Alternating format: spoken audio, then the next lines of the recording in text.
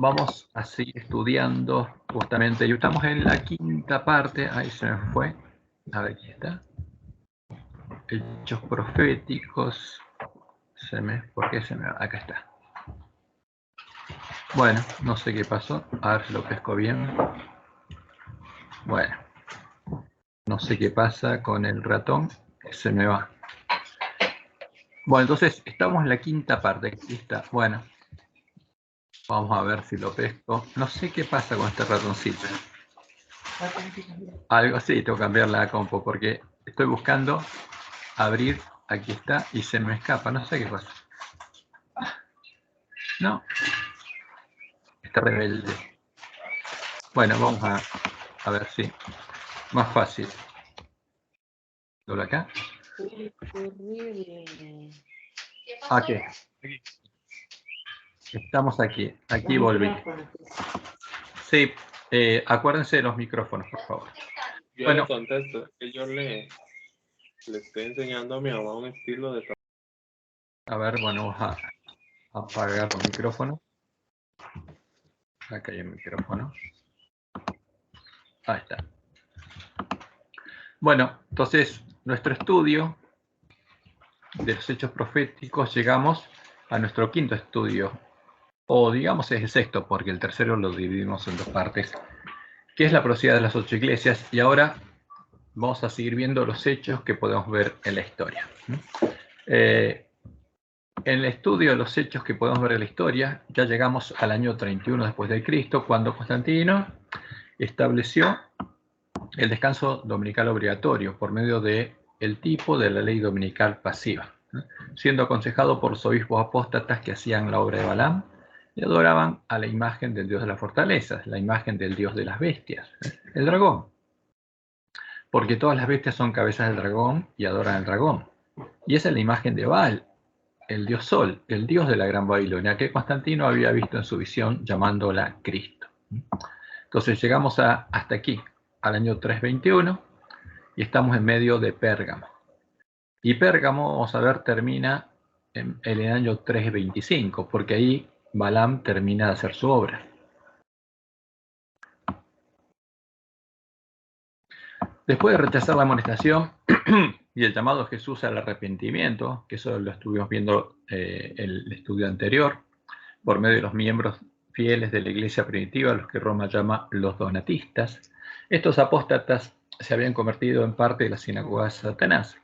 Eran guiados no por Dios, sino por los espíritus de demonios que habitaban en ellos, y después de crear la doctrina de Jezabel, el disfraz cristiano del dragón, y llegar a conocer las profundidades de Satanás, su nuevo Dios, la falsa roca que son dioses, lograrían que el Imperio Romano estableciera el tipo de la ley dominical activa, que les permitiría sentarse como ramera sobre el poder de la bestia romana, la sexta cabeza del dragón, y usar su poder para imponer por la fuerza, ya no el descanso dominical, sino la adoración de la imagen del Señor y Dios del domingo.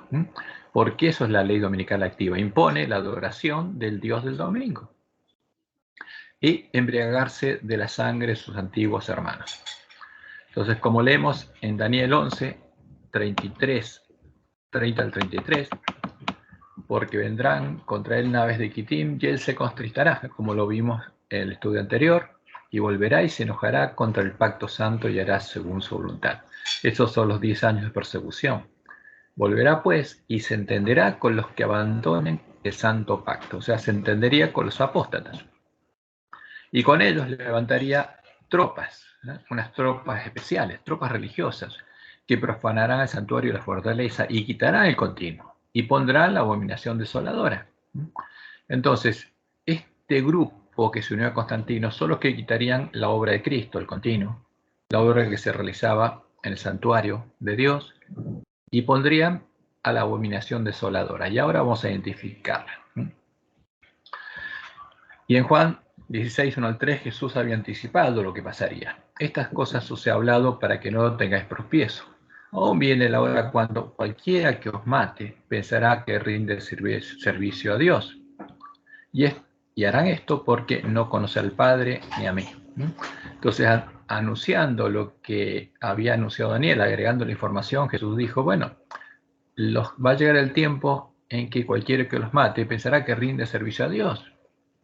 Pero la realidad es que no conocen al Padre, ni me conocen a mí. ¿Conocen a quién? A otro Dios. Están engañados. Y por eso primero vamos a ver el disfraz filosófico de la abominación desoladora, porque ellos son los que Balaam es el que introduce la abominación desoladora. Y Pérgamo, justamente como lo vimos, es el periodo donde Balaam se une al rey enemigo. Y hay dos eventos muy claros. El 321, como Dios le mostró a Joai, los apóstatas llevan a Constantino a establecer el domingo como día de descanso dominical obligatorio. Y el 325 aconsejan a Constantino a convocar el Concilio Ecuménico de Nicea para definir el credo universal o católico del Imperio Romano, y ahí nace la Jezabel cristiana. O sea, Jezabel, la región pagana del Imperio Romano, se disfraza de cristiana. En este periodo, justamente como Jesús dijo, Balaam le enseñaría a Balac, el rey enemigo, a poner tropiezo ante los hijos de Israel, a comer de cosas sacrificadas a los ídolos y a cometer fornicación, o sea, adorando ídolos.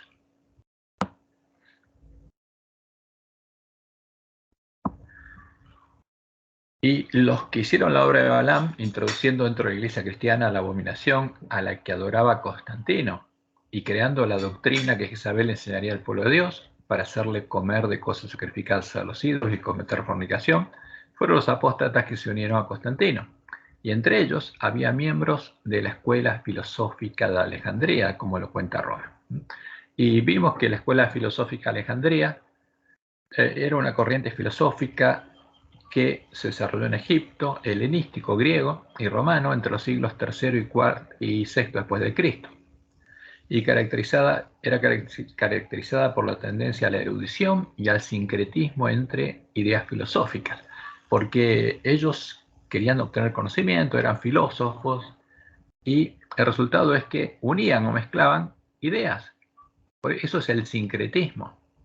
O sea, tomadas por un lado del neoplatonismo y la filosofía de Aristóteles, y también las ideas religiosas procedentes del gnosticismo. Acuérdense que lo que era el gnosticismo, que es paganismo puro, y el cristianismo. Entonces, esta era la escuela de Alejandría, neoplatónica, porque era una escuela filosófica.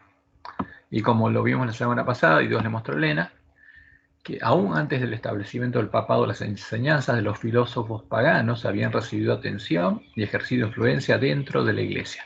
Muchos de los que profesaban ser reconvertidos se aferraban aún a los dogmas de su filosofía pagana, porque creían que eran verdaderos, y no solo seguían estudiándolos ellos mismos, sino que inducían a otros a que los estudiaran también, a fin de extender su influencia entre los paganos. Así, Selena, se introdujeron graves errores en la fe cristiana. ¿Por qué? Porque estas eran cosas sacrificadas a los ídolos. Y si esos dogmas, los cristianos lo tomaban como base de su razonamiento, iban a usar cosas sacrificadas a los ídolos para crear ídolos. Entre los miembros más conocidos de la escuela de Alejandría se encuentran Arrio, el creador del arrianismo, del verdadero arrianismo. No lo que dice Roma de Arrio, del arrianismo, sino el verdadero Arrio, el creador del arrianismo y diácono de la iglesia de Alejandría, y Atanasio, el ayudante de Alejandro, el entonces obispo de Alejandría, quien sería el creador de la fórmula definitiva de la Trinidad. Y fíjense, todos estos eran de la iglesia de Alejandría y a su vez pertenecían a la escuela filosófica. Eran de los que justamente mezclaban el cristianismo con el paganismo. Y estos son los que ayudaron a Constantino. Y fíjense lo que dice Wikipedia. La escuela de Alejandría volvió a florecer, y esta vez con una seguridad y ortodoxia admirables. Pero ¿por qué dicen seguridad y ortodoxia? Porque son los que definieron las doctrinas de Roma. Pero esas doctrinas son sincréticas, es sincretismo del paganismo y el cristianismo. El orientador de esta segunda etapa fue San Atanasio. Fíjense, Roma a Atanasio lo define como un santo, frente a Arrio. Entonces ahí estaban los dos que disputaban en la escuela de Alejandría. seguido del teólogo de la Trinidad Dídimo el Ciego, como luego lo sería San Cirilo, otro santo frente a Nestorio, explicando como un teólogo moderno la unión hipostática entre el verbo y la naturaleza humana de Jesús. Y ahora después vamos a ver qué significa esto. Entonces, fíjense, Arrio y Atanasio pertenecían a la misma escuela y a la misma iglesia, la de Alejandría. Y ahí, buscando ayudar a Constantino, empezaron a definir filosóficamente lo que Constantino le pedía, la doctrina que definía el Dios de los cristianos, y estuvieron de acuerdo, salvo en un punto. Ambos usaron los mismos conceptos filosóficos, cosas sacrificadas a los ídolos, para modelar a dos deidades sincréticas, que unían en ellas a los dioses paganos y el Dios de los cristianos. Dos deidades que tenían en común el mismo Dios Padre y el mismo Dios Hijo, el Verbo de Platón.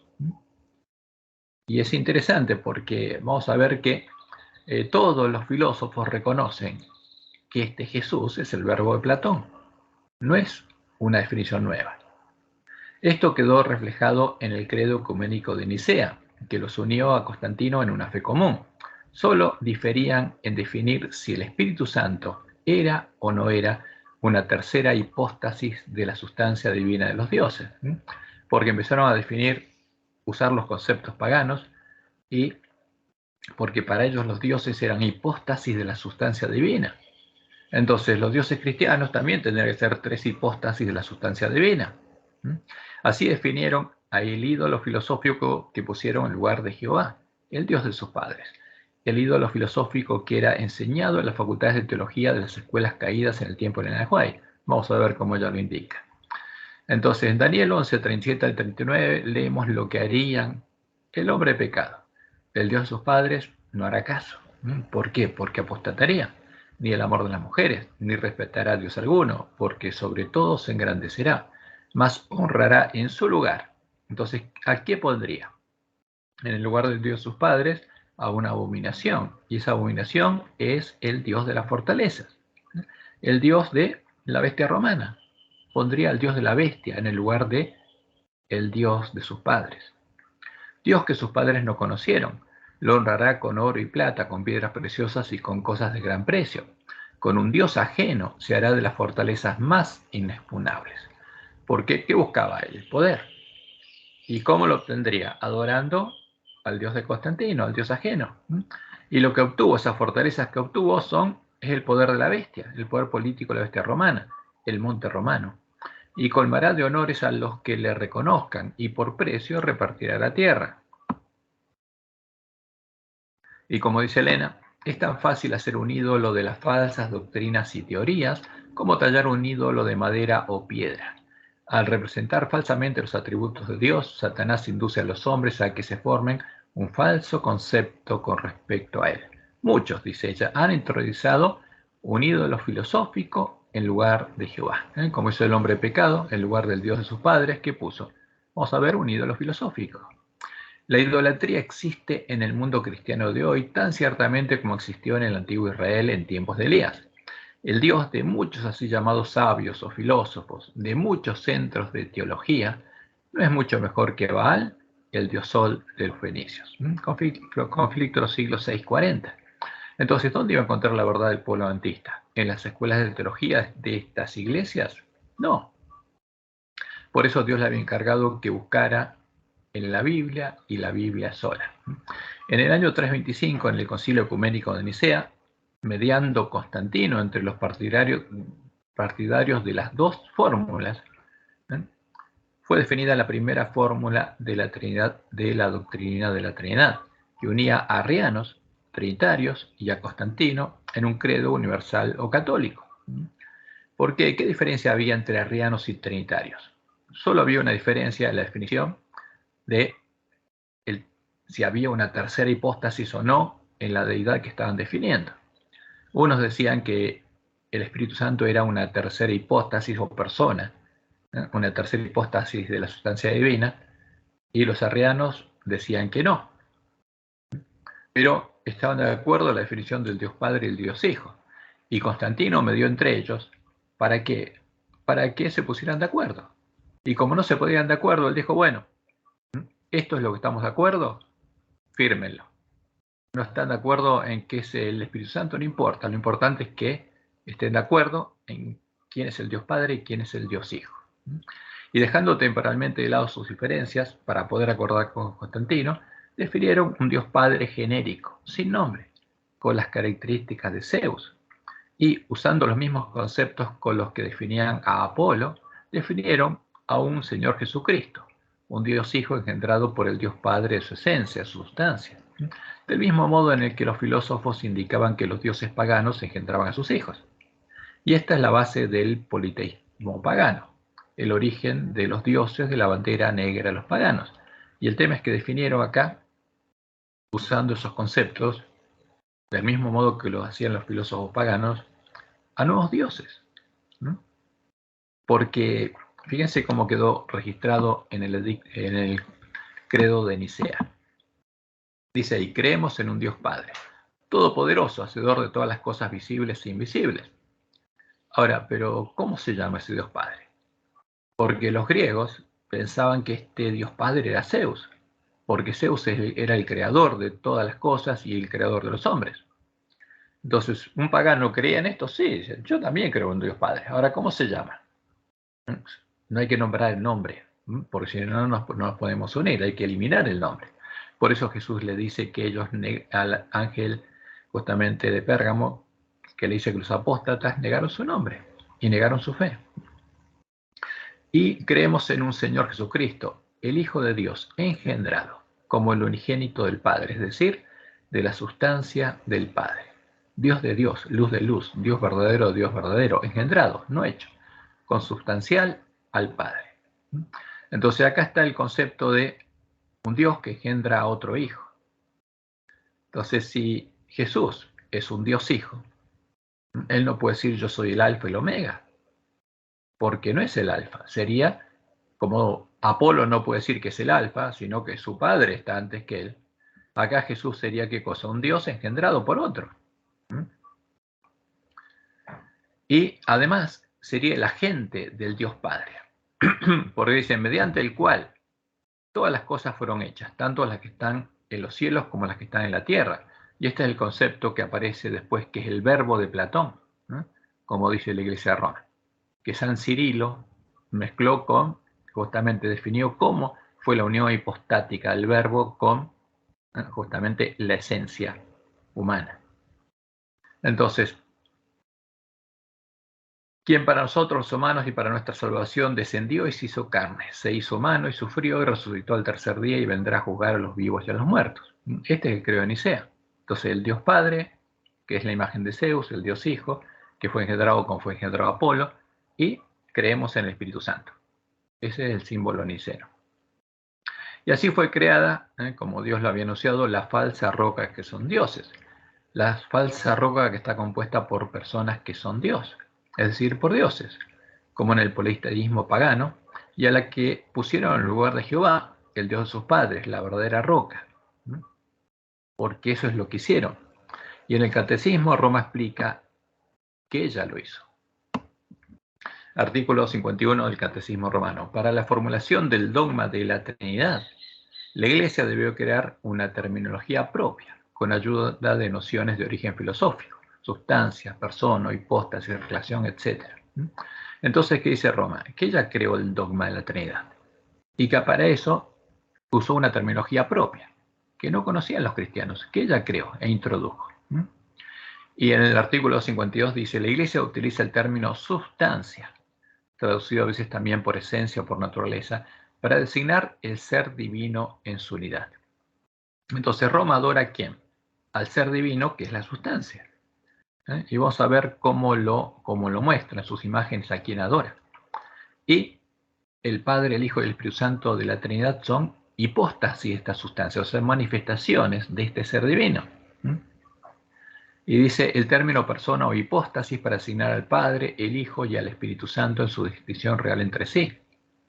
Y el término relación para asignar el hecho de que su distinción reside en la referencia de cada uno a los otros. Esto dice Roma. Entonces, el ser divino al que adora es la sustancia. y adora también a sus tres hipóstasis. O sea, acá hay 4 seres.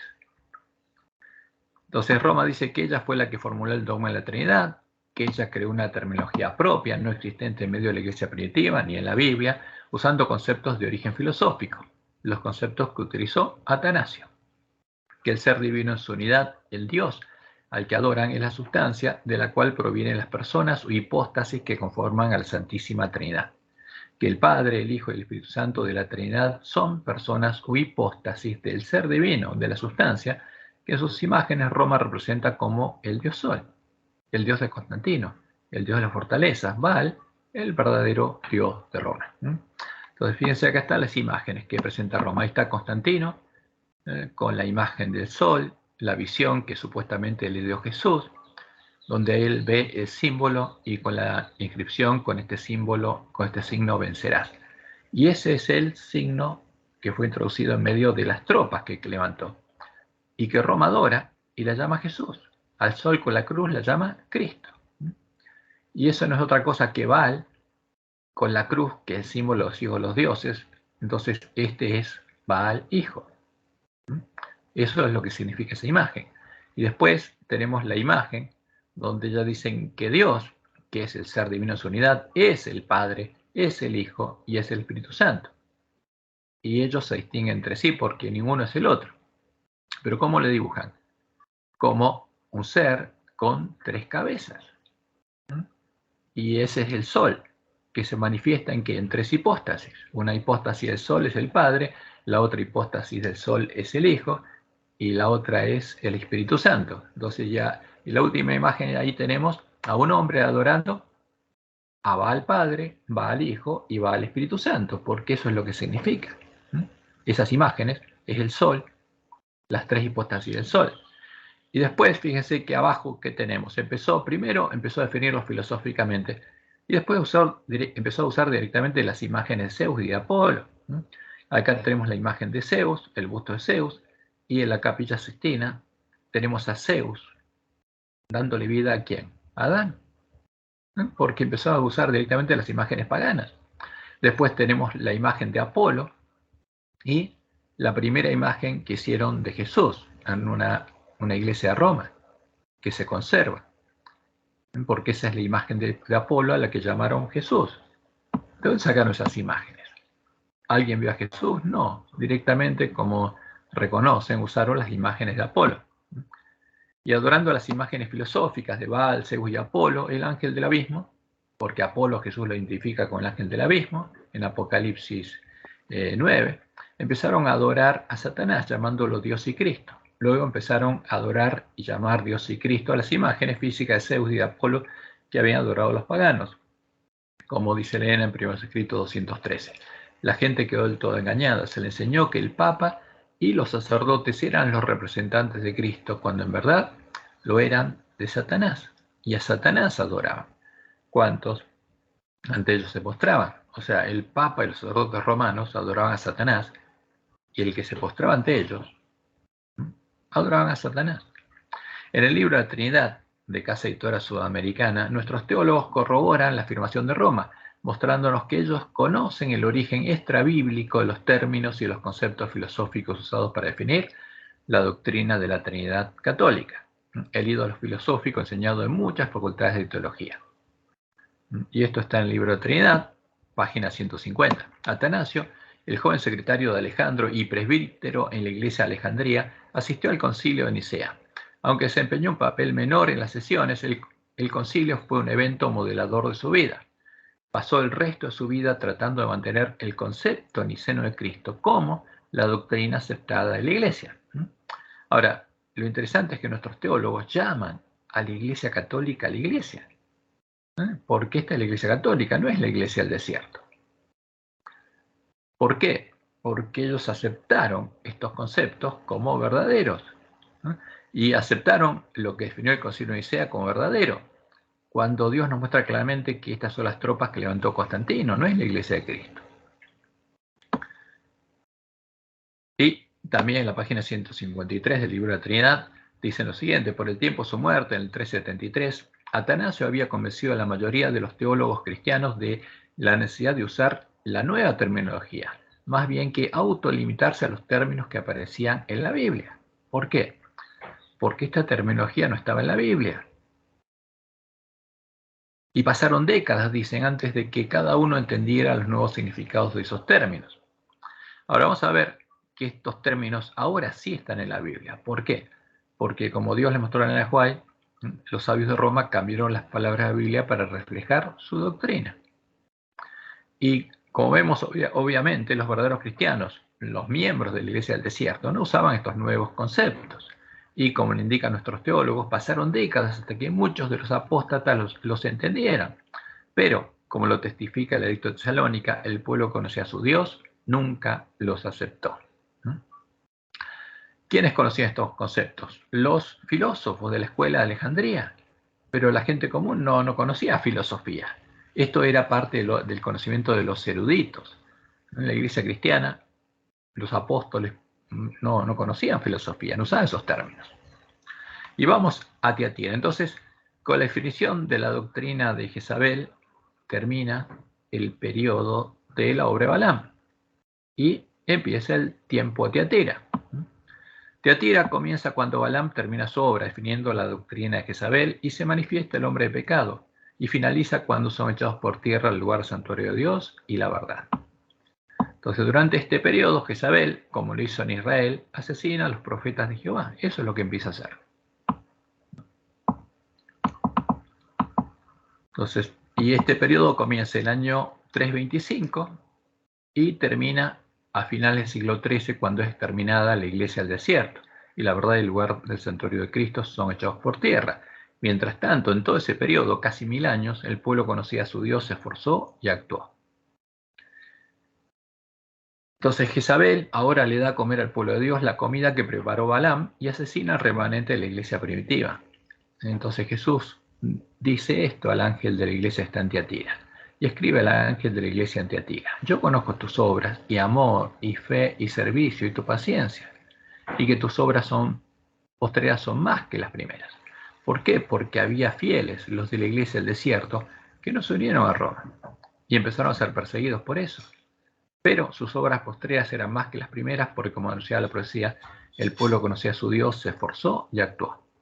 Pero tengo unas pocas cosas contra ti, que toleras que esa mujer Jezabel, que se dice profetiza, porque ahora la región pagana del periodo romano se decía cristiana, se había disfrazado de iglesia. Enseña y seduzca a mis siervos a fornicar y a comer cosas sacrificadas a los ídolos. ¿Cómo? Enseñándoles su doctrina, la doctrina que Balaam había creado con cosas sacrificadas a los ídolos. Y a sus hijos, dice, heriré de muerte. ¿Por qué? No van a vivir. O sea, el que adora a Baal no puede vivir, porque ahí no está la vida. El que adora a Satanás, ¿quién tiene que darle vida? Satanás. Yo no puedo, dice Jesús. Pero a vosotros y a los demás que están en Tiatira, ¿cuántos no tienen esa doctrina y no han conocido lo que ellos llaman las profundidades de Satanás? Yo os digo, no os impondré otra carga. Entonces, ¿qué pasaba con el que tenía esta doctrina?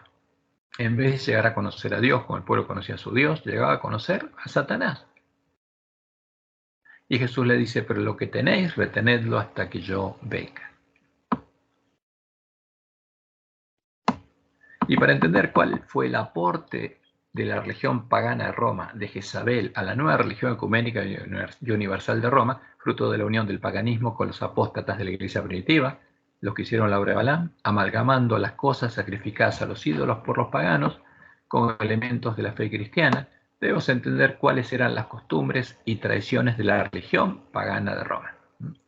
Y una de las tradiciones de la religión pagana de Roma, la mujer Jezabel, que aún se conservan en la iglesia de Roma, era la existencia de templos en los que había altares y se realizaban sacrificios, como el sacrificio de la misa, y donde oficiaban sacerdotes que realizaban los sacrificios a los dioses de Roma y perdonaban pecados. Ninguna de estas cosas existía en medio de la iglesia cristiana. O sea, ¿había altares? No. Había altar en el templo de Jerusalén, pero después que Jesús cumplió justamente la profecía de todos los sacrificios, en la iglesia cristiana no había altares. Tampoco había sacerdotes. ¿Por qué? Porque Cristo era sacerdote, el único sacerdote de los cristianos. Desde el que el Cordero de Dios murió como el antitipo de todos los sacrificios que se hacían en el templo de Jerusalén, dejaron de existir los sacrificios y la ofrenda. Tampoco había sacerdotes que realizaran sacrificios, escucharan las confesiones de los pecados y perdonaran pecados, porque los cristianos tenían un único sacerdote y sumo sacerdote que intercedía por ellos ante Dios, ante nuestro Dios y Padre, Jesucristo hombre. Y era Dios el que perdonaba sus pecados, cargándolos en su santuario hasta que llegara el día de la expiación. Como leemos que Pablo lo dice en Romanos 8, 33 y 34. ¿Quién acusará a los escogidos de Dios? Dios es el que justifica. ¿Quién es el que condenará? Cristo es el que murió, más aún el que también resucitó, el que además está a la diestra de Dios, el que también intercede por nosotros.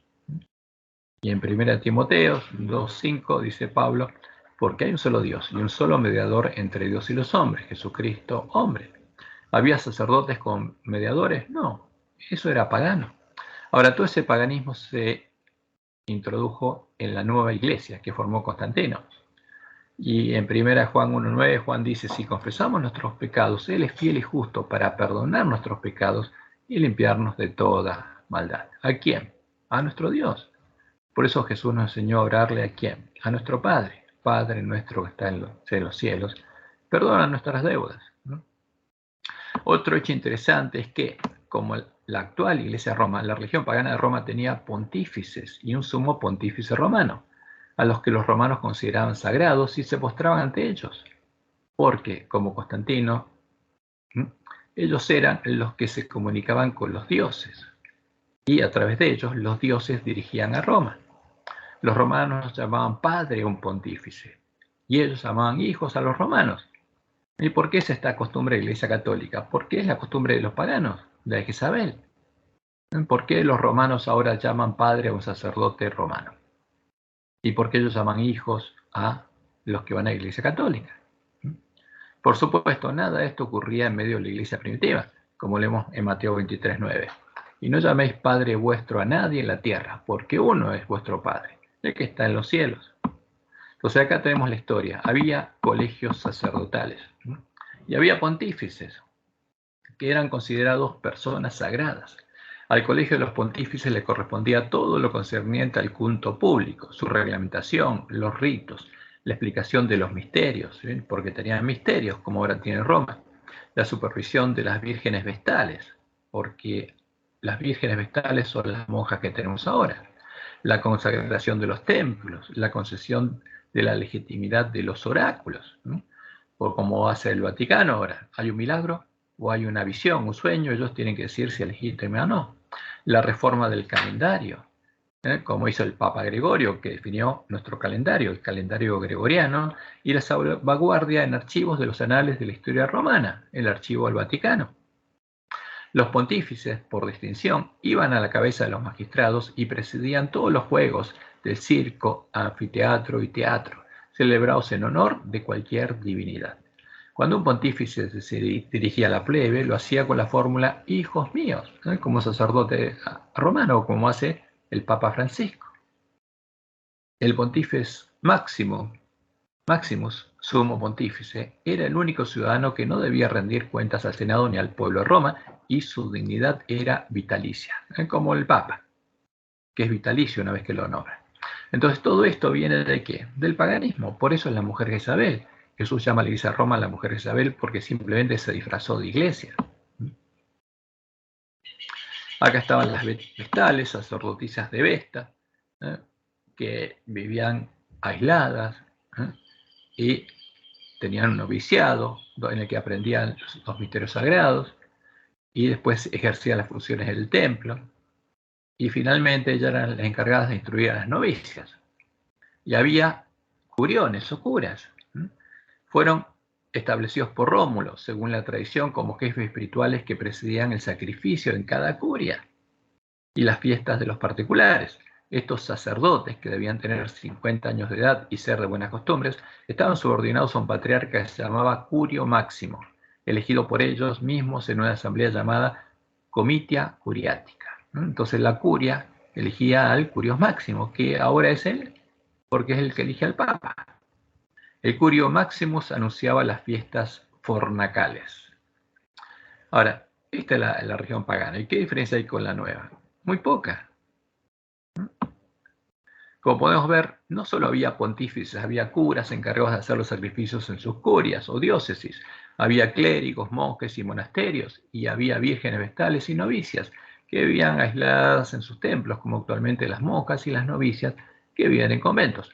Todos estos elementos del paganismo, incluyendo la vestimenta y los símbolos de autoridad de los pontífices y sacerdotes paganos, fueron introducidos en la nueva Iglesia Universal o Católica por Silvestre I, que fue el primer papa. Entonces, ¿por qué ahora un católico se postra ante un sacerdote? Porque eso es lo que hacían los romanos. Y los apóstatas, viendo lo que sucedía en la región pagana, también desearon ser adorados, porque una vez que fueron hechos habitación de demonios, tuvieron el mismo sentimiento que el príncipe de este mundo, ¿eh? Que el hombre pecado, porque se fueron transformados en hijos del príncipe de este mundo. Luego de que en el concilio de Nicea se hubiera definido que hay la doctrina de Jezabel, el nuevo credo universal o católico del Imperio Romano, que debía unir a cristianos y paganos en una misma adoración, Constantino le cedió al entonces obispo de la nueva Iglesia Universal o Católica de Roma los símbolos de su autoridad en la región pagana del Imperio Romano. ¿Qué le dio? Su trono sumo pontífice romano. Le dio la tiara o triple corona pontificia, el símbolo de autoridad en el cielo, la tierra y en el infierno, y su autoridad como Pontifex Maximus, que empezó a ejercer como vicario de César. Fíjense, el Papa dice que es vicario de Cristo, pero la realidad es que era vicario de César, y por casi, 60 años, o más de 60 años, fue vicario del César, en el tiempo en que se lo conoce como el césaropapismo, porque el César era el sumo pontífice, y el obispo de Roma era su vicario, que ejercía la función que él le delegaba. Hasta que el Papa que redactó el Edicto de Tesalónica, el emperador romano, que firmó y puso en vigencia el Edicto de Tesalónica, finalmente cedió ese título definitivamente al Papa. Entonces, Silvestre I, el primer Papa, el primer obispo de Roma y sumo pontífice romano, reglamentó la incorporación de la estructura sacerdotal de la religión pagana de Roma en medio de la nueva Iglesia de Roma, sus clérigos y sacerdotes, y lo hizo junto con sus ceremonias y ritos paganos, a las que cristianizó como los santos sacramentos, y justamente que los sacerdotes romanos continuaron oficiando, porque siguieron haciendo lo mismo, solo que ahora tenían nombre cristiano. Fíjense, este es Silvestre I, que Roma dice fue el Papa número 33, pero fue en realidad el primero. El Papa Silvestre I fue el primero en ceñir la tiara, o triple corona pontificia, porque él fue el primer obispo de Roma que fue sumo pontífice romano. Los otros no eran papas, eran obispos, pero este sí, es el primer hombre de pecado. Algunos historiadores le atribuyen la institución oficial del domingo como Día del Señor para recordar la resurrección. Entonces, como los apóstatas aconsejaron a Constantino establecer el domingo como día de descanso dominical obligatorio, ellos en la iglesia de Roma empezaron a adorar el domingo, y Silvestre fue el que estableció eso. Pero no solo eso, cuando Constantino le dio su trono, su poder y su autoridad, dictó además reglamentos para la ordenación de los clérigos. ¿Había en la Biblia, había en la iglesia cristiana clérigos? No. ¿De dónde venían? Del paganismo. Y entonces él reglamentó, o sea, definió la estructura de la iglesia de Roma, que era la unión de la iglesia de Roma con Jezabel. Y la estructura que quedó es la pagana, donde hay clérigos, sacerdotes, y reglamentó la ordenación de estos clérigos, y estos reglamentos también definían la administración de los santos sacramentos, porque creó sacramentos. Todas las cosas que hacían los paganos los hizo. Por ejemplo, el sacramento del matrimonio, donde justamente los sacerdotes paganos le ponían 2 anillos a los que se casaban, símbolo del sol. Eso no existe en la Biblia, ni tampoco existía en el pueblo judío. No era administrado en el templo, sino que era un trato que hacía el novio con el padre de la novia. Y así se arreglaba, pero no había una iglesia, un templo donde se casara. Esa es una tradición pagana. Entonces, Esos son los sacramentos que Silvestre I cristianizó y organizó la ayuda que debía darse a los sacerdotes y a los fieles necesitados. ¿Por qué? Porque antes esos sacerdotes recibían su sueldo ¿de dónde? Del Estado. Ahora también lo recibirían del Estado, pero la plata iría primero al obispo de Roma y él la repartiría, ¿no?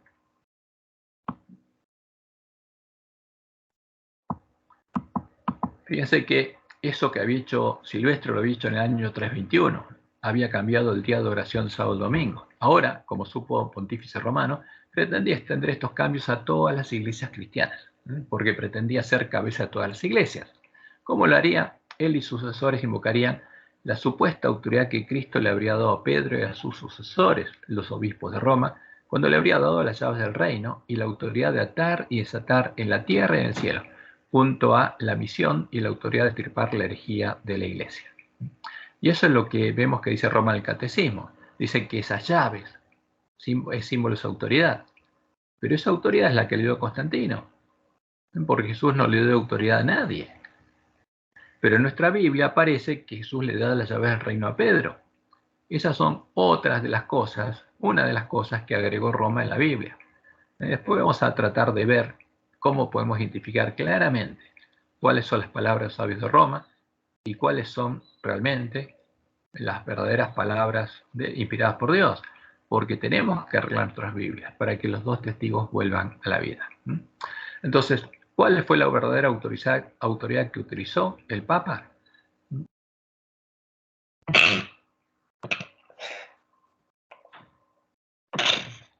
Perdón. Como Jesús lo había anunciado en la profecía de Apocalipsis, utilizó autoridad que le dio el dragón, a quien Silvestre I ahora llamaba Cristo. Y él se la dio a través de Constantino, el entonces rey de la bestia romana, la sexta cabeza del dragón, que también era el sumo pontífice romano, el sumo pontífice de Jezabel, la ramera romana, la sexta cabeza de la bestia religiosa, la ramera que se sentaba sobre el sexto monte y sufriría una herida de muerte, de espada, como leemos en Apocalipsis 13, 1 y 2. Me paré sobre la arena del mar y vi subir del mar una bestia que tenía 7 cabezas y 10 cuernos. ¿Y quién le dio su trono, su poder y su autoridad? Y el dragón. El dragón le dio su poder y su trono y grande autoridad. Y literalmente esto se cumplió. Como anunciaba la profecía, el trono que Constantino le daría al nuevo padre de los romanos, al nuevo Pontifex Maximus de Roma, al nuevo sumo pontífice romano, sería el trono de Satanás. Y cuando Silvestre I introdujera ese trono por primera vez en la iglesia, en una iglesia cristiana, la iglesia que Constantino había construido en Letrán, se ciñera la tiara, se sentara en su trono y se manifestara el hombre de pecado, el hijo de perdición, el hijo de Satanás. Entonces Satanás se sentaría con él en su trono. ¿Por qué? Porque ese era el trono de Satanás. Como leemos en 2 Tesalonicenses 2, 1 al 4. Pero con respecto a la venida de nuestro Señor Jesucristo y nuestra reunión con Él, dice Pablo, nadie os engañe de ninguna manera, porque no vendrá sin que antes venga la apostasía, como está definida en Daniel 8, y se manifieste el hombre de pecado, el hijo de perdición, el cual se opone y se levanta contra todo lo que se llama Dios o objeto de culto, tanto que se sienta en el templo de Dios como Dios, haciéndose pasar por Dios. Y acá en esta imagen tenemos a la izquierda el trono del sumo pontífice romano que Constantino le dio a Silvestre. Y él tomó este trono, el trono de Satanás, y lo puso en la iglesia de Letrán. Y a la derecha está el nuevo trono, porque la iglesia de Letrán fue remodelada y el Papa se hizo poner otro trono que está ahí. Entonces, cuando un católico entra a la iglesia y se sienta, ¿a quién está mirando? Al Papa, que puso ese trono ahí y se sentó en el templo de Dios como Dios, haciéndose pasar por Dios, y se hizo adorar por los cristianos ese tiempo. Y ahí se manifestó el hombre de pecado. Como dice Elena, la conversión nominal de Constantino a principios del siglo IV causó gran regocijo y el mundo, disfrazado con capa de rectitud, se introdujo a la iglesia. Desde entonces la obra de corrupción progresó rápidamente. El paganismo, que parecía haber sido vencido, vino a ser el vencedor.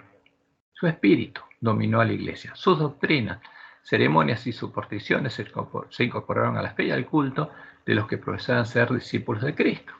¿Por qué? Porque siguió siendo el paganismo romano disfrazado de cristiano. Esta avenencia entre el paganismo y el cristianismo dio por resultado el desarrollo del hombre de pecado predicho en la profecía como oponiéndose a Dios y ensalzándose a sí mismo sobre Dios. Ese gigantesco sistema de falsa religión es obra maestra del poder de Satanás, un monumento a sus esfuerzos para sentarse él en el trono. ¿Quién se sentó con el Papa ahí? Satanás.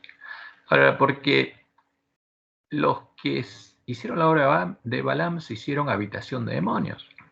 Pero el problema de los demonios es que no pueden hacer lo que Dios hace, porque Dios es omnipresente. Pero los demonios no. Solo pueden habitar en una persona. Ahora, ¿cuál es el honor del Papa? Que Satanás se sentó con él, porque él se hizo habitación de demonios. Pero ¿qué demonio especial habita en él? Satanás mismo. Eso es lo que dice la profecía. Como dice Elena White, es obra maestra del poder de Satanás, un monumento a sus esfuerzos para sentarse él en el trono y reinar sobre la tierra según su voluntad. ¿El Papa qué es? Es su avatar. Él lo domina. Entonces, aquí abajo están las imágenes. La primera es como Roma pone la imagen del Dios Padre. La segunda es silvestre con la tiara. ¿Por qué? Porque esa corona, autoridad en cielo, tierra y infierno, ahora la tiene un hombre, el Papa. Y ahí tenemos a otro Papa vestido de sol, con la cabeza de pescado, y un obispo postrándose ante él y adorándolo. Y acá tenemos una monjita, y acá tenemos una reina postrándose ante él. Y estas son las imágenes de Roma. Y como dice Elena, la gente quedó del todo engañada. Y por eso nuestra misión es desengañar a ese pueblo, para que vean lo que están haciendo. Se le enseñó que el Papa y los sacerdotes eran los representantes de Cristo, cuando en verdad lo eran de Satanás, y a Satanás adoraban cuantos ante ellos se postraban. El Papa adoraba al dragón, a Satanás, y lo llamaba Cristo. Y fue Satanás el que guió al Papa a hacer una brecha en la santa ley de Dios y asesinar al remanente del pueblo de Dios, hasta echar por tierra el lugar santuario de Dios y la verdad. Esta es la obra que el pueblo adventista debía deshacer para recuperar el conocimiento de la verdad y permitir que los lugares asolados sean reedificados. Como dice Elena, el Papa hizo esa obra y había llegado el tiempo en que esa obra tiene que ser deshecha. Hay que reparar la brecha y Dios va a reedificar los lugares asolados. Esa es la promesa para el pueblo adventista. Y por supuesto, en el mundo existía solamente una iglesia que estaba donde la brecha, reparando el muro, reedificando las ruinas. Y era el pueblo adventista, porque en ese tiempo era la iglesia leal a Jehová. Y estaban peleando contra la iglesia adventista, ¿quiénes? Las huestes espirituales de maldad, para impedir que el pueblo adventista complete esa obra. Pero la promesa de Dios es clara. Testimonios para los ministros, página 37. Por débil y aquejado de flaquezas que sea el pueblo de Dios, los que se vuelven de la deslealtad al Señor en esta generación mala y perversa y regresan a su lealtad, estando firmes en la vindicación de la santa ley de Dios, reparando la brecha abierta por el hombre pecado bajo la dirección de Satanás, serán contados como hijos de Dios, y por la justicia de Cristo aparecerán perfectos delante del Señor. La verdad no siempre yacerá en el polvo para ser pisoteada por los hombres, será magnificada y hecha honorable. Aún ha de erguirse para brillar en toda su natural refulgencia. Esa es la promesa de Dios. Los dos testigos van a volver a la vida. Y con los dos testigos vivos en sus manos, el pueblo adventista va a profetizar de nuevo y va a predicar la verdad. Y estará inconmovible por los siglos de los siglos. Una vez que recuperamos el conocimiento de la verdad, nada podría conmoverla. Y las siguientes imágenes católicas son muy ilustrativas y en ellas podemos ver el relato que hace Roma de estos hechos. Primero aquí tenemos el concilio de Nicea, donde vemos a Constantino y a los obispos con vestimentas de pontífices paganos. Ahora, como Roma usa eso, tiene que hacer creer que eso usaban los cristianos. Pero eso es lo que usaban los paganos en ese tiempo. Y acá abajo hay dos imágenes más. A la izquierda tenemos a los pontífices llenos de cruces. Y acá tenemos a uno con la tiara, pero la tiara la tenía Constantino, todavía no se la había dado al obispo de Roma. Y acá tenemos a todos los pontífices con cruces. Y aquí está el símbolo niceno, el acuerdo al que llegaron. Y lo interesante es que todos son santos, fíjense, todos tienen el sol en la cabeza. San Constantino es este. Son todos santos. Todos acá son santos, ¿ven? El sol, porque son los representantes del dios sol.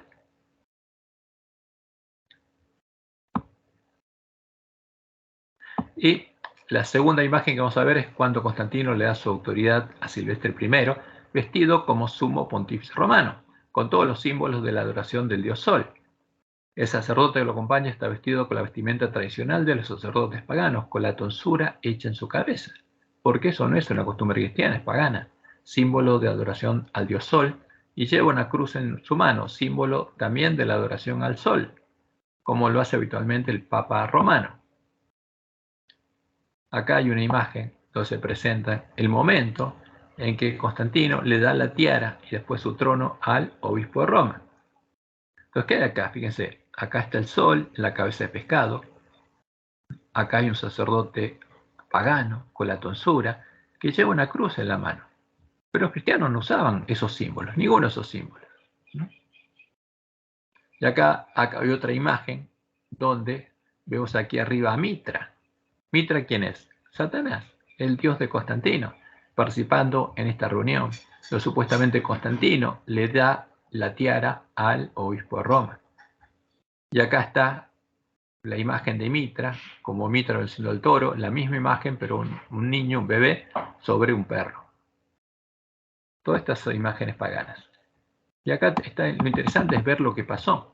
Acá hay un sacerdote pagano, romano, con la tonsura, y lo mismo hacían los romanos después, porque no cambió esa costumbre. Ahora la tratan de ocultar, pero acá tenemos Domingo de Guzmán, tonsurado a la romana, en una pintura de el fray Angélico del siglo XV. Entonces, esta es la costumbre pagana. Acá tiene el sol atrás, el mismo sacerdocio, la misma ropa. Acá tenemos justamente el sol, que aquí está el sol. Las mismas costumbres. Y lo mismo lo lleva el Papa. ¿Por qué? Acá tenemos, en vez de la tonsura, el Papa usa el solideo, símbolo del dios sol. Y lleva la cruz. Como el sacerdote pagano lleva la cruz, siempre aparece con una cruz en la mano, símbolo del sol. Porque todos estos símbolos son del sol. El dios sol, el dios sol, el dios sol. Todo es el dios sol. Y lo interesante es que este símbolo, la cruz, la usaban los sacerdotes asirios, porque este es un sacerdote asirio. Y tenía la barba cortada y tenía este símbolo. Fíjense que acá está el símbolo de Asur, el dios de Asiria, que lleva esos símbolos. Y esta cruz de Malta es la que usa el Papa, y son las cruces que aquí, en la Cuaresma, el domingo de miércoles ceniza, un sacerdote romano pagano pone en la frente de quién, de los que van a esa ceremonia. Es un símbolo de Tamuz. Pues están adorando a Tamuz, porque la Cuaresma se endecha a Tamuz. Y ese es el paganismo, porque no cambió nada en Roma respecto de las tradiciones paganas. Porque Dios fue claro: no haréis tonsura en vuestras cabezas, ni dañaréis la punta de vuestra barba, ¿no? Y no haréis rajuño en vuestro cuerpo por un muerto, ni imprimiréis en vosotros señal alguna. Entonces un cristiano no tenía nada de esto, todo esto es pagano. Estos son sacerdotes paganos. ¿Qué significa ni dañaré la punta de vuestra barba? Porque los paganos se la cortaban. ¿Ves acá la imagen del dios Asur? Y los sacerdotes paganos también se la cortaban. Por eso los judíos que se dejan la barba no se cortan la barba.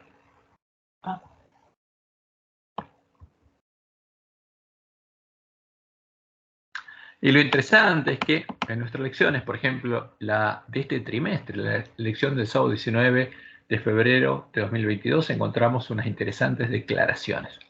Acá yo puse 2 párrafos. La primera dice: las escasas referencias a la crucifixión en la literatura romana muestran su aversión a la idea. Y vamos a ver por qué. Jamás un romano haría una crucifixión. Y Después agrega otro párrafo donde dicen: los primeros motivos que encontramos en las pinturas cristianas de las catacumbas eran el pavo real, que supuestamente simboliza la inmortalidad, una paloma, la palma de la victoria del atleta y el pez. Posteriormente aparecieron otras temáticas: el arca de Noé, Abraham sacrificando el carnero en lugar de Isaac, Daniel el foso de los leones, Jonás escupido por el pez, un pastor que llevó un cordero, o representaciones de milagros como la curación del paralítico y la resurrección de Lázaro. Estos eran símbolos de salvación, victoria y cuidado. Pero no hay ninguna cruz en las catacumbas. Y eso es lo llamativo, ¿no? La cruz, por otro lado, transmitía una sensación de derrota y vergüenza, dice. Sin embargo, fue la cruz la que se convirtió en emblema del cristianismo. ¿De qué cristianismo?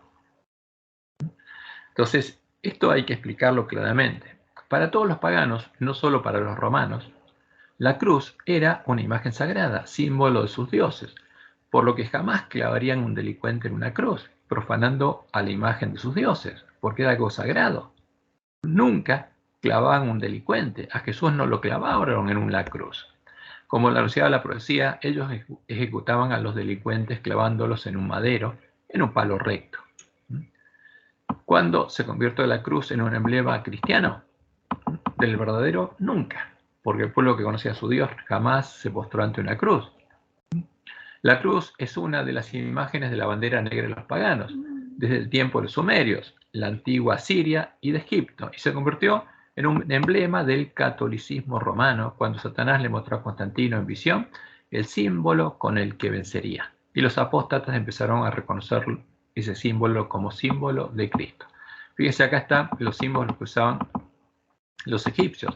Por eso Dios llama a Roma o a la Gran Babilonia, la gran ciudad que se llama Babilonia, Sodoma y Egipto. ¿Por qué? Porque el dios de Sodoma era el dragón, el dios de Egipto también, que es la primera cabeza del dragón, el dios de Siria también. Y acá tenemos los símbolos. Fíjense acá, la forma tenía para hacer la cruz. Esto es un símbolo de Ra, ¿no? ¿Y quién es Ra? El dios Sol. Y fíjense cómo lo dibujaban. El dragón, la serpiente. Es un símbolo de Satanás. La cruz es un símbolo de Satanás. Y como dice Jesús, cuando clavan y ponen aquí a un cuerpo muerto en la cruz, están diciendo que Satanás lo venció. Por Jesús no fue muerto en una cruz, porque era un símbolo sagrado. Fue clavado en un palo o en un madero, como decía la profecía. Y acá están todas las formas en que hacían la cruz. De este modo. Y fíjense, para ellos es un tema sagrado, para los egipcios. Y también para, aquí tenemos los sumerios, donde dibujaban al sol como la cruz, con alas, porque es el símbolo del sol. Acá tenemos a los asirios, acá está Basur, el cazador, el símbolo de Nimrod, porque después se convirtió en el dios sol, y atrás está la cruz de Malta, con alas. Y acá está como justamente los cananeos adoraban al sol. Este es el sol, símbolo de la cruz. Entonces, para todos los paganos, la cruz es algo sagrado, jamás van a clavar a un delincuente en la imagen de su Dios. Es una tradición romana la que explica eso. Ahora, vamos entonces a avanzar un poco. ¿Qué pasó con los que tenían esta doctrina? Como dice Jesús, llegarían a conocer las profundidades de Satanás y el fruto de eso sería la ley dominical activa. Como Jesús lo había anunciado por medio de Juan, los que tuvieran la doctrina de Jezabel, en vez de llegar a conocer a Dios, como los miembros de la iglesia primitiva, llegarían a conocer las profundidades de Satanás, a ser hijos de Satanás y, como Caín, se convertirían en asesinos de sus hermanos. Como leemos en Apocalipsis 2, 20 y 24. Pero tengo unas pocas cosas contra ti, que te verás que esa mujer Jezabel, que se dice profetiza, enseña y seduzca a mis siervos a fornicar. ¿Qué significa? Adorar ídolos y a comer cosas sacrificadas a los ídolos. O sea, ¿a quién adoraban? Los que adoraban a las imágenes de la doctrina de Jezabel. A ídolos. Pero vosotros y a los demás que están en Tiatira, cuantos no tienen esa doctrina y no han conocido lo que ellos llaman las profundidades de Satanás, yo os digo, no os impondré otra carga. Y como dice Juan, 1 Juan 3, 10 y 12, 10 al 12, en esto se manifiestan los hijos de Dios y los hijos del diablo, porque uno puede conocer a los hijos de Satanás y a los hijos de Dios también. Todo aquel que no hace justicia y que no ama a su hermano no es de Dios. Porque este es el mensaje que habéis oído desde el principio, que nos amemos unos a otros, no como Caín, que era que hijo del maligno y mató a su hermano. O sea, el que mata a su hermano, ¿hijo de quién es? ¿De Dios? No, de Satanás. ¿Y por qué causa le mató? Porque sus obras eran malas y las de su hermano justas. Y como dijo Jesús, llegaría el momento en que matarían al pueblo de Dios y el que lo matara pensaría que rinde servicio a Dios. Pero el que haría esto no conoce a quién, no conoce al verdadero Padre, ni al verdadero Jesús. Conocería a un falso Padre y a un falso Jesús. Como Dios le mostró a Elena de White en la visión del gran conflicto, los apóstatas elevaron la bandera de Satanás, la bandera negra de los paganos, con las imágenes del sol, la luna y las estrellas, las imágenes de los dioses paganos, y empezaron a perseguir a sus antiguos hermanos en defensa de esa abominación, la abominación desoladora. El identificar este evento nos ayudaría a comprender cuáles son esa abominación y esa bandera. Primeros escritos, página 211 a 212, leemos: entonces vi a muchos que arreaban la bandera y se unían con los paganos, pero los que permanecían firmes la recogían y enarbolaban.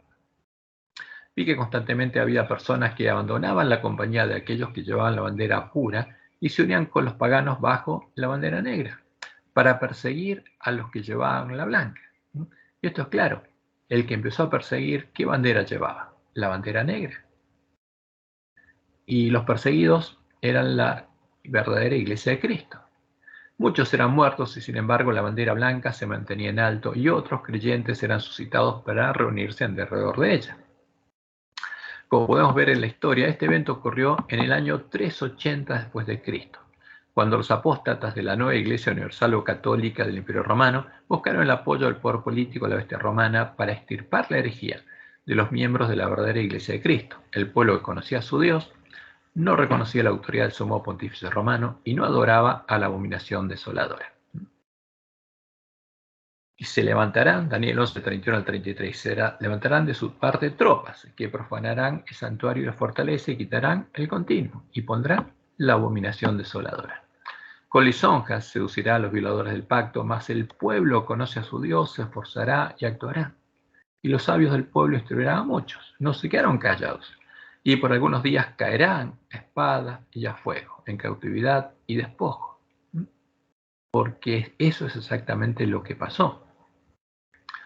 Como Dios le mostró a Elena, y dice ella, Satanás se regocijaba por la caída de tantos, y entonces incitó a la iglesia caída a obligar a quienes querían conservar la pureza de su religión a que accediesen a sus ceremonias y al culto de las imágenes o recibiesen la muerte.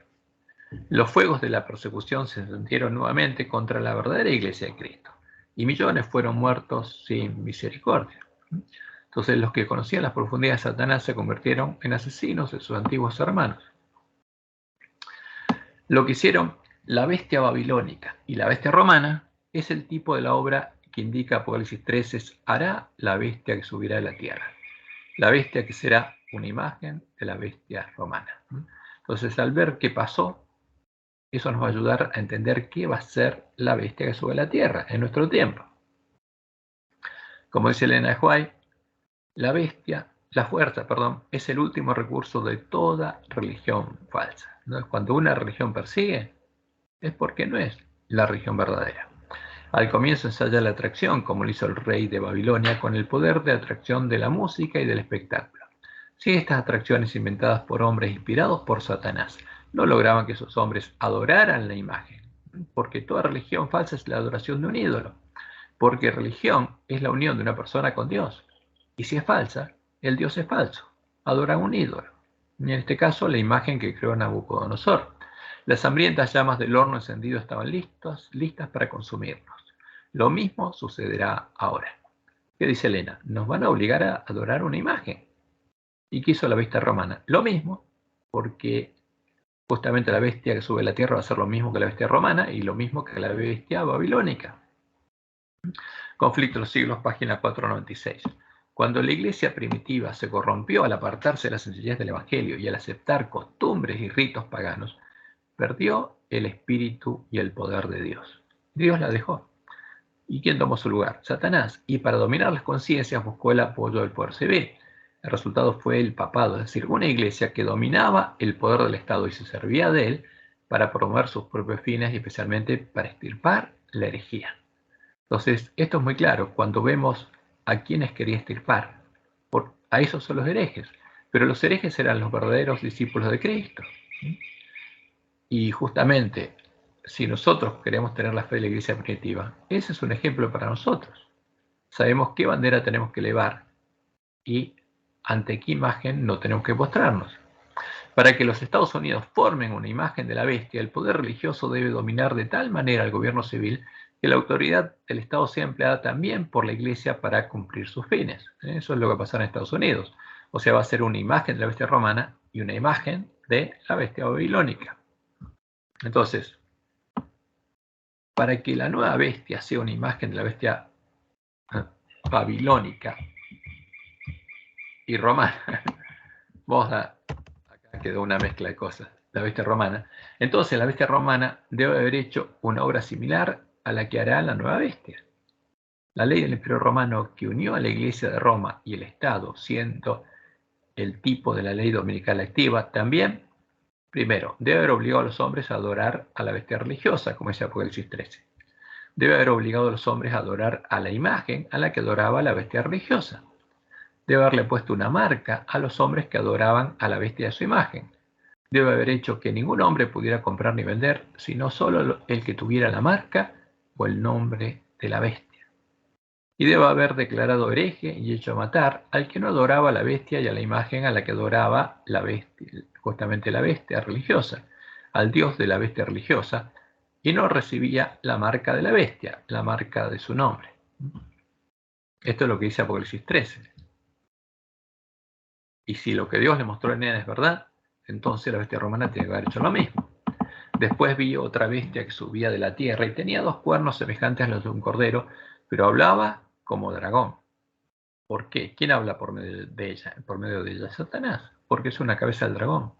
Y ejerce toda la autoridad de la primera bestia en presencia de ella, y hace que la tierra y los moradores de ella adoren a la primera bestia, cuya herida mortal fue sanada. O sea, ¿cómo la adora el falso profeta? Reconociéndola como la verdadera iglesia de Cristo. Y justamente lo que va a hacer es prohibir que se predique el mensaje de los 3 ángeles. Eso es lo que va a hacer. También hace grandes señales de tal manera que aún hace descender fuego del cielo a la tierra delante de los hombres. ¿Quién va a hacer esto? El falso profeta, el que está sentado sobre el monte. Y engaña a los moradores de la tierra con las señales que se le ha permitido hacer en presencia de la bestia, mandando a los moradores de la tierra que le hagan imagen a la bestia que tiene la herida de espada y vivió. Y se le permitió infundir aliento a la imagen de la bestia para que la imagen hablase e hiciese matar a todo el que no la adorase. Y hacía que a todos, pequeños y grandes, ricos y pobres, libres y esclavos, se le pusiese una marca en la mano derecha o en la frente, y que ninguno pudiese comprar ni vender, sino el que tuviese la marca o el nombre de la bestia o el número de su nombre. Aquí hay sabiduría. El que tiene entendimiento cuente el número de la bestia, pues es número de hombre, y su número es 666. En el original no dice 666, sino dice 666. Ahora, ¿Cuál es la diferencia? porque uno es 666 y el otro es 666, son 3 números de hombre. Esa es la diferencia. Ahora, pero fíjense lo que dice la profecía que va a ser la bestia que sube a la tierra, exactamente lo que hizo Roma. Y es lo que podemos ver en la historia al analizar el edicto del Imperio Romano que unió a la Iglesia de Roma con el Estado para reanudar la persecución de la verdadera Iglesia de Cristo. El Imperio Romano obligó a todos los hombres a adorar a la imagen a la que adoraba el obispo de Roma y le puso una marca, un nombre al que la adoraba, para que solo los que tuvieran esa marca pudieran comprar y vender. Y es exactamente la obra que anuncia la profecía que hará la bestia que suba a la tierra en tiempo de angustia. Este es el edicto de Tesalónica, del año 380 después de Cristo, que cualquiera puede encontrar. ¿Y qué dijo la bestia romana? Queremos que todos los pueblos que son gobernados por la administración de nuestra clemencia profesen la religión. Y como Dios le mostró a Elena, es un edicto similar al de Nabucodonosor. porque Nabucodonosor obligó a los hombres a adorar una imagen. Y esta es una ley religiosa que obliga a tener una religión. Y la religión es la adoración de un Dios. Y la define así: la religión que profesan el pontífice Dámaso, o sea, el Papa Dámaso, y el obispo de Alejandría, que en ese tiempo era Pedro. Y la define: esto es, según la doctrina apostólica y la doctrina evangélica, creemos en la divinidad única del Padre, del Hijo y del Espíritu Santo, bajo el concepto de igual majestad y de la piadosa Trinidad. O sea, ¿qué dice el Imperio Romano? Tenemos un Dios oficial y todos tienen que adorarlo. Y el imperio, nosotros creemos en qué? En la Trinidad. En la divinidad única del Padre, del Hijo y del Espíritu Santo, bajo el concepto de igual majestad y de la piadosa Trinidad. Ordenamos que tengan el nombre de cristianos católicos quienes sigan esta norma. O sea, a los que adoran a la Trinidad los llamamos cristianos católicos. Le pone una marca, un nombre. Mientras que a los demás, o a los que no la adoran, los juzgamos dementes y locos. Entonces, si alguien es demente y loco, pierde sus derechos civiles y no puede comprar ni vender, y además es despojado de sus bienes, como anuncia la profecía. Pero no solo eso, dice, sobre los que pesará la infamia de la herejía. Entonces, el que no adora a la Trinidad no es cristiano católico, sino es hereje. Sus lugares de reunión no recibirán el nombre de iglesias y serán objeto primero de la venganza divina y después serán castigados por nuestra propia iniciativa que adoptaremos siguiendo la voluntad celestial. Este es el edicto de Tesalónica. Y aquí la Iglesia de Roma se sienta sobre el poder político de la bestia y se transforma en el papado, el poder que usa el poder político para perseguir y asesinar al que no adora a su Dios. Este es el verdadero tipo de la ley dominical activa, donde se obliga no a descansar el domingo, sino a adorar al Dios del domingo, como hizo Nabucodonosor. Este es el tipo de ley dominical activa. Fíjense, ¿y qué hizo? Obligó a los hombres a adorar a la bestia religiosa, reconociéndola como la iglesia de Cristo. Obligó a los hombres a adorar a la imagen a la que adoraba la bestia religiosa, el Dios la Trinidad. Le puso una marca, un nombre, el nombre de cristianos católicos, a los hombres que adoraban a la bestia y a su imagen. Hizo que ningún hombre pudiera comprar ni vender, sino solo el que tuviera la marca o el nombre de la bestia. Declaró hereje e hizo matar al que no adoraba a la bestia ni a la imagen a la que adoraba la bestia, al Dios la Trinidad, y no recibía la marca de la bestia, la marca de su nombre. O sea, el que no era cristiano católico. Y lo importante acá es que entendamos esto. ¿Cómo hizo Nabucodonosor para saber si adoraban o no la imagen? Les preguntó a los amigos de Daniel si iban a adorar la imagen. ¿Qué dijeron ellos? No la vamos a adorar. ¿Y qué hace el Imperio Romano? ¿Necesitaba poner un chip a alguien? Eso es un invento de Roma, para distraernos. Lo único que tenía que hacer era preguntarle a un cristiano si adoraba o no adoraba la Trinidad. Y si decía, la adoro, bueno, puedes comprar y vender, adelante. No le ponían ninguna marca, porque decir la adoro ya estaba negando a su Dios, y es lo único que quería Satanás. Y lo mismo va a pasar ahora. Ahora, pero esto es lo que hizo la bestia romana. Por eso, sin lugar a duda, podemos identificar el significado de todos los símbolos de la profecía, porque acá se cumplió la profecía, este es el hecho real. Entonces, lo simbólico se transforma en la realidad. Primero, el hombre de pecado es el obispo de Roma. Es claro. El trono de Satanás es el trono del sumo pontífice romano. La mujer Jezabel es la iglesia universal o católica del Imperio Romano. La doctrina de Jezabel es la doctrina de la Trinidad de Roma. La bandera negra de los paganos es la doctrina de la Trinidad de Roma, lo que elevaron para perseguir. Ahí están las imágenes de los dioses paganos. Las imágenes de la bandera negra de los paganos son las imágenes definidas de la doctrina de la Trinidad de Roma, las imágenes cristianas del Dios de la fortaleza, de Satanás. El Dios de la Trinidad es la abominación desoladora de la que habló el profeta Daniel. El falso Jesús es definido en la doctrina de la Trinidad de Roma. Es la puerta ancha y el camino espacioso que lleva a la perdición. Es la semilla de la cizaña que, cuando germina y crece en el corazón, lleva a conocer las profundidades de Satanás, a reflejar plenamente la imagen de Satanás. Y no hay que olvidarse que estos son hechos que no podemos negar. Estos son los hechos que podemos ver en la historia. Ahora, la pregunta inmediata es, ¿cuál es la verdad? Porque esto simplemente nos muestra lo que es la doctrina de la Trinidad definida por Roma. Entonces la pregunta queda abierta. ¿Hay otra Trinidad que no sea falsa? ¿Que no sea como esta? ¿Cómo es Dios? O sea, ¿cuál es la verdadera doctrina acerca de Dios? Porque esto simplemente nos mostró qué cosa, lo que lleva a conocer las profundidades de Satanás, pero la verdad hay que buscarla en la Biblia.